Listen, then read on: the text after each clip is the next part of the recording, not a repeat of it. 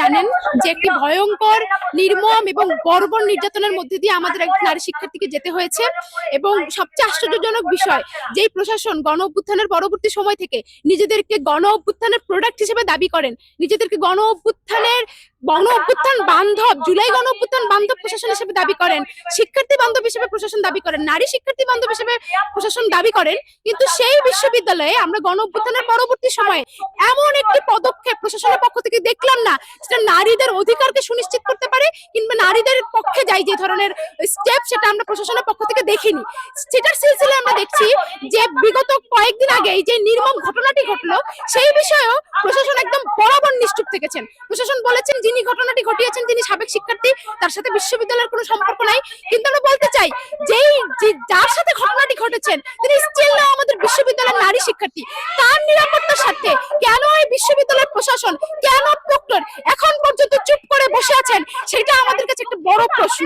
যেই বিশ্ববিদ্যালয়ের 50% নারী শিক্ষার্থী ভর্তি হয়, সেই বিশ্ববিদ্যালয়ের প্রশাসন যদি নারীদের সাথে এই ধরনের অবহেলাপূর্ণ কিংবা নারী বান্ধবহীন আচরণ করে থাকেন, সেই প্রশাসন কিন্তু এই বিশ্ববিদ্যালয়ে টিকতে পারবেন না।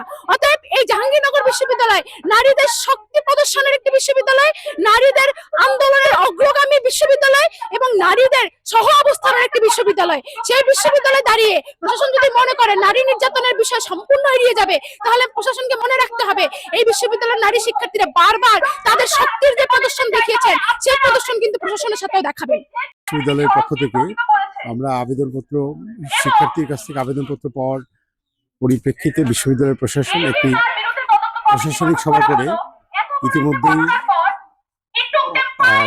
তার যে স্নাতকোত্তরের সনদপত্র আছে সেই সনদপত্র বাতিল করেছে এবং সাময়িক স্থগিত করেছে, এবং একই সাথে একটি তদন্ত কমিটি গঠন করা হয়েছে। এবং আমরা আশা করছি তদন্ত কমিটি অতি দ্রুত কাজ শুরু করবে এবং রিপোর্ট দিবে।